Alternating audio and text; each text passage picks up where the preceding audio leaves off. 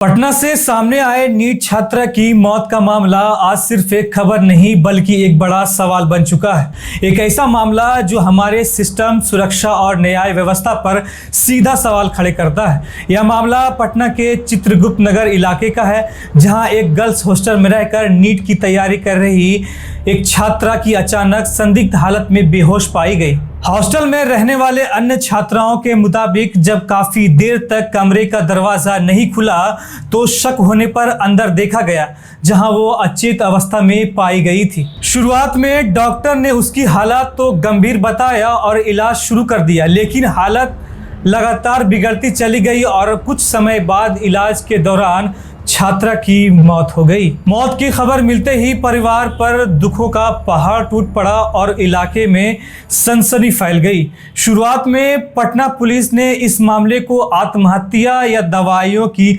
अधिक मात्रा लेने से हुई मौत की आशंका जताई। माता पिता और परिजनों का साफ कहना था कि उसकी बेटी मानसिक रूप से मजबूत थी, वह अपने भविष्य को लेकर गंभीर थी और आत्महत्या जैसा कदम उठाने को कोई कारण ही नहीं था।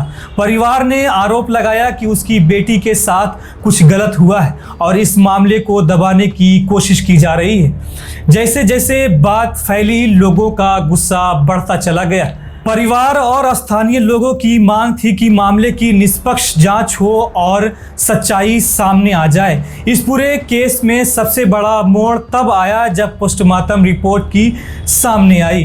पोस्टमार्टम रिपोर्ट में पुलिस की शुरुआत थ्योरी पर बड़ा सवाल खड़ा कर दिया। रिपोर्ट में छात्रा की शरीर पर कई जगह चोटों की निशान पाए गए, खरोंचों और संघर्ष के संकेत मिले और सबसे अहम बात यह रही कि यौन हिंसा की आशंका पूरी तरह से नकारा नहीं गया। यानी यह कहना गलत नहीं होगा कि पोस्टमार्टम रिपोर्ट से आत्महत्या की कहानी को कमजोर कर दिया और मामले को एक गंभीर अपराध की दिशा में मोड़ दिया। इसके बाद पुलिस को अपना रुख बदलना पड़ा। आनन फानन में एफआईआर दर्ज की और मामले की जांच के लिए एसआईटी यानी स्पेशल इन्वेस्टिगेशन टीम का गठन किया गया। एसआईटी टीम वरिष्ठ अधिकारी और महिला पुलिसकर्मियों भी शामिल थी। एसआईटी में वरिष्ठ अधिकारी और महिला पुलिसकर्मी भी शामिल किए गए ताकि जांच में किसी तरह की लापरवाही ना हो।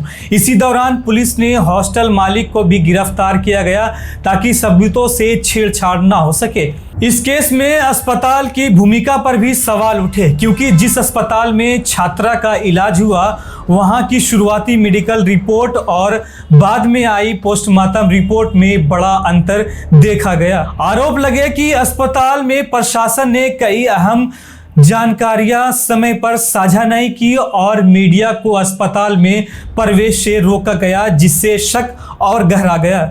मामला जैसे जैसे आगे बढ़ा, यह सिर्फ एक पारिवारिक दुख तक सीमित नहीं रहा बल्कि राजनीति और सामाजिक मुद्दा बन गया। विपक्षी नेताओं ने सरकार पर कानून व्यवस्था को लेकर बड़े सवाल खड़े किए और कहा कि अगर पीड़ित परिवार आवाज ना उठाते तो शायद यह मामला भी दबा दिया जाता। सोशल मीडिया पर justice for NEET student trend करने लगा और लोग लगातार निष्पक्ष की जांच करने लगे। फोरेंसिक रिपोर्ट और वैज्ञानिक सबूतों का इंतजार किया जा रहा है।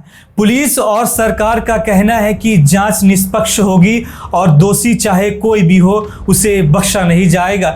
लेकिन सबसे बड़ा सवाल अब भी वही है कि आखिर उस छात्रा के साथ क्या हुआ? उसकी मौत आत्महत्या थी या फिर एक सोची समझी साजिश?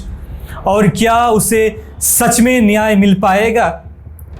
जब तक जांच पूरी नहीं होती तब तक यह मामला एक जिंदा सवाल बनकर हमारे सामने खड़ा रहेगा, क्योंकि यह सिर्फ एक नीट छात्रा की मौत नहीं बल्कि हजारों सपने, भरोसे और सुरक्षा की भावना से जुड़ा हुआ मामला है।